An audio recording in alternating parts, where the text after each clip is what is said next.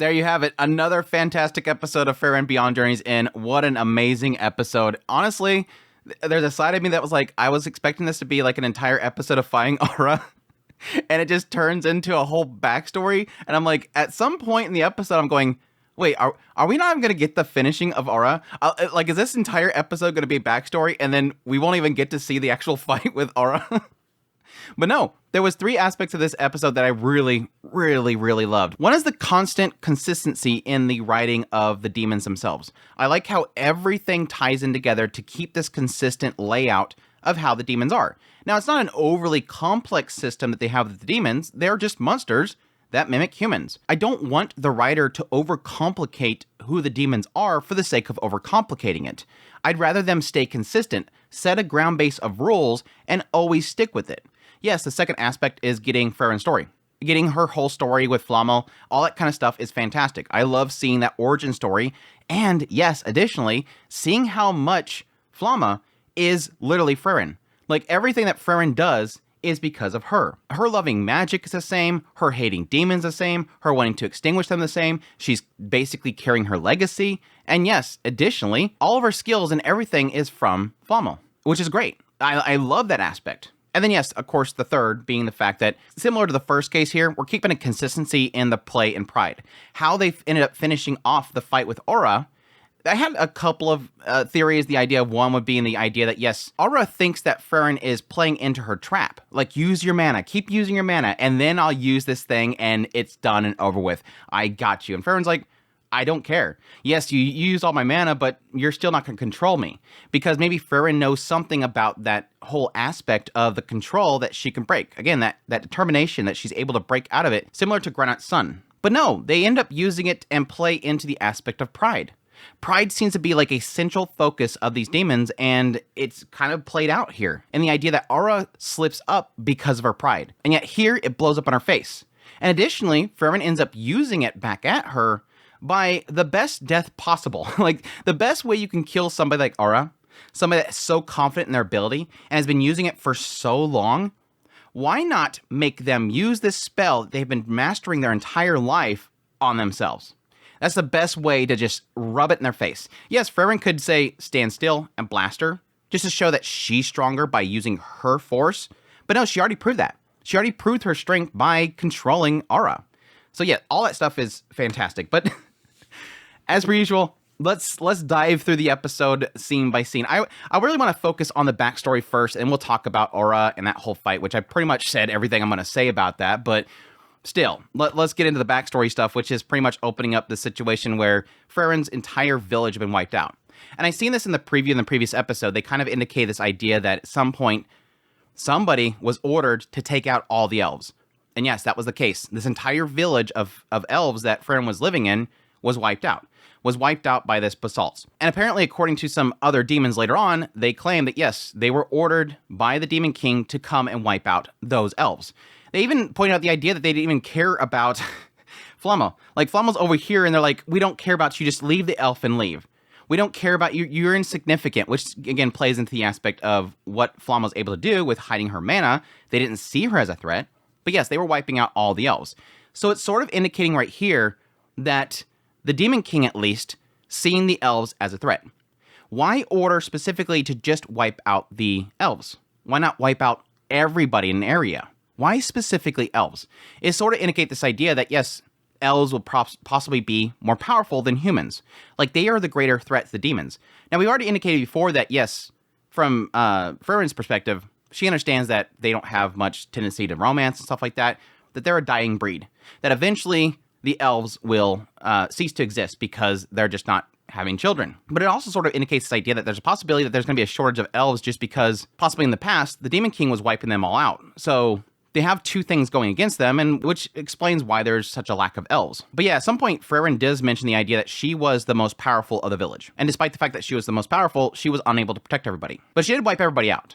And Flamel comes in there and pretty much says, man, why'd you fight him so directly? You're so messed up yourself. She indicates this is something that most people that are powerful will do, that they'll fight directly. And this is where we're already kind of setting the seed for how Flamel herself essentially trained Frieren. We're going to train in a way that is disgusting. We're going to train in a way that is dishonorable, cowardly, not fight up front, but be sneaky. And since Frieren is able to essentially sense that Flamel does have a large amount of mana, she catches the interest of Flamel. I guess this idea that because Frieren was able to pick up on the fact that she was hiding her true potential, that she has the potential herself for being powerful. And I'm kind of curious about this, if this will end up being something they'll bring up later on. The idea that Frieren was able to detect that she was not unleashing all of her mana, that there was a potential in there. It's also something that Himmel noticed. And I'm not sure if that's just because Himmel's just kind of trying to catch her interest or whatever, but there's a possibility that Himmel himself was able to detect the same thing. Now, is that similar to what they were bringing up with Aura, that demons themselves can detect fluctuations in mana? They can detect when you're trying to hide it, you're trying to suppress it, and you can't keep it steady. And thus you're seeing those fluctuations, and demons, at least Aura, is able to detect that. I wonder if Himmel is able to too. Is he able to detect a slight variation there? Or at least see past that suppression? Or at least see that it is being suppressed? I might be reading too much into that, but it's kind of curious that that is something that they end up showing in the episode. Hater didn't notice it, but Himmel was able to. But yeah, I love the scene with Flamel and Frieren as they're leaving the village. Oh my gosh, it's so good. Again, partly that aspect that Frieren is... This is our first kind of scene in pretty much the entirety of the story of her life that we see that she is regretful. Like, she wasn't able to protect people. Is that an aspect of pride, that she wasn't able to protect people and she felt like she was as strong as she should have? Or is the idea that she feels regret there? But that might also be a sign of where she sort of closed herself off. It's purely speculation, but that could have been the point in which she kind of closed herself off. And kind of double into that, pretty much everything that Flamel has been teaching her. But yes, the other demons showing up... leave the elf behind and leave, and start to right here already start to get into the aspect of pride and cowardly acts. It seems like based on discussions throughout this entire episode, I mean, even with Fern and Lugner, when Lugner realized that she's suppressing her mana, he says that's cowardly. Does Frieren do the same thing? You're a disgrace to mages. And again, this goes back to that whole prideful thing. And it's so funny because even with Flamel, what she says, this idea that I hide and deceive to kill the enemy, allowing them to miscalculate your strength. A cowardly and unfair way to fight that makes a mockery of magic. The moment that Flamel said this, and it's similar to that whole passing comment that Lugner makes, how dare you? That is a disgrace to mages. It's like, it makes you kind of wonder this aspect of like, is there some sort of code of contact with mages? Like, when Flamel said that, I'm like, who cares? They're demons. Who cares if you deceive them? Is the moral police going to run up there and say, oh man, you kill all those demons, thank you for killing them because they wiped out a whole bunch of villages, but you did it in a way that's disgraceful. You're a disgraceful mage.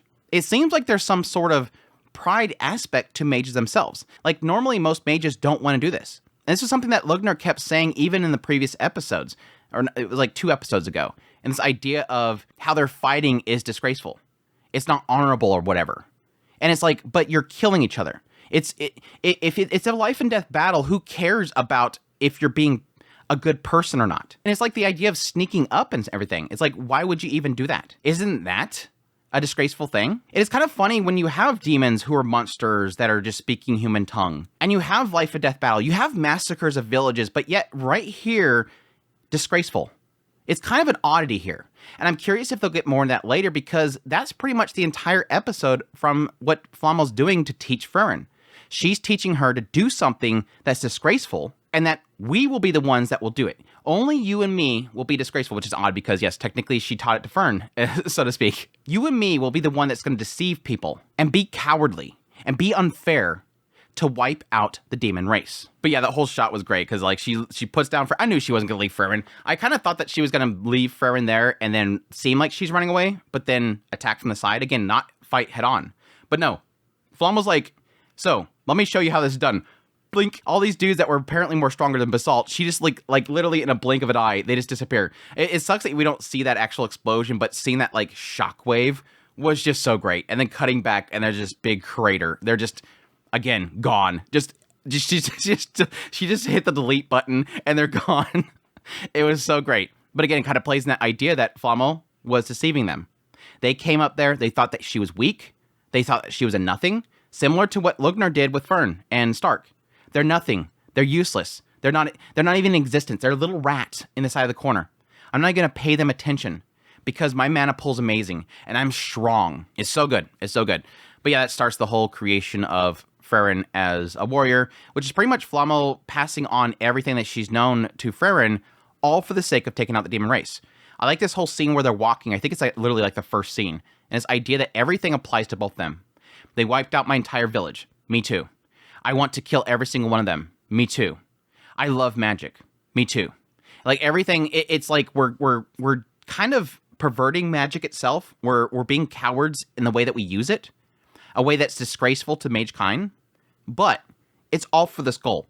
So we're gonna take upon ourselves this sinful way of using magic just to wipe them all out. And that all leads into suppressing her mana, learning how to suppress it, but also build it up at the same time.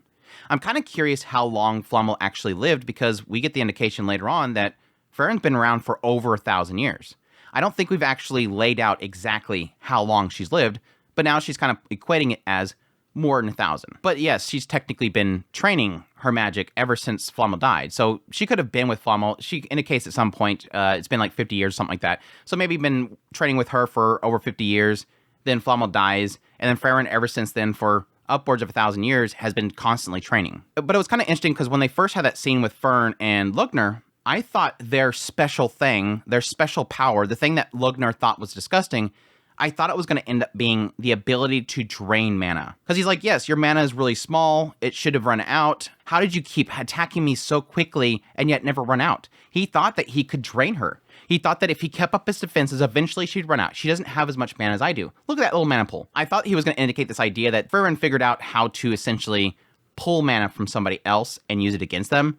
But no, it ends up being just suppression. But yes, I love that little final scene with Flamel. This idea that essentially passing on her legacy. And it's kind of one of those things of like, do you regret, essentially training me all this time? It's just no. Essentially, the way that I seen it was Flamel is basically passing. She can't live forever. And she wants to take out all the demon kind. So what's the best way to do that is to train an elf to be extremely powerful and then say, here's my legacy. Continued on. Take out all the demon kind. Don't make a name for yourself. Keep yourself hidden. Then eventually make a name for yourself by killing the Demon King themselves. And that's essentially what Frieren's doing. I don't know how much that plies into how Frieren has been acting her whole life.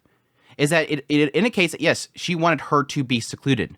Seclude yourself from people. Don't make a name for yourself. Don't be known. Don't pass on your name.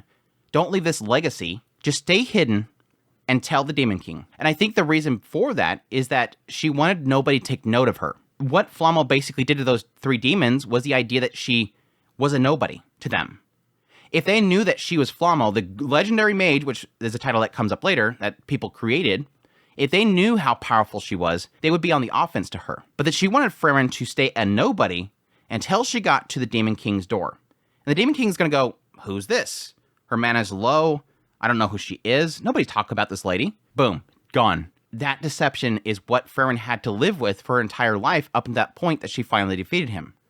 It's a consistency they're keeping with the story. But yeah, that last comment, I want you to bury me and plant flowers around me. I have this one spell that creates a field of flowers. There it is. I like that connection. That spell that she created, the thing that caught Himmel's attention was the spell that Flamel's parents taught her, that taught her how to love magic, that she would eventually pass on to Frieren, that she would use at her grave, and eventually catch the heart of Himmel. She used that spell that created all those flowers, and that's what caught Himmel. That's what made Himmel love magic. It's because Frieren was using it, and it was so beautiful. And that's something that she kept with her.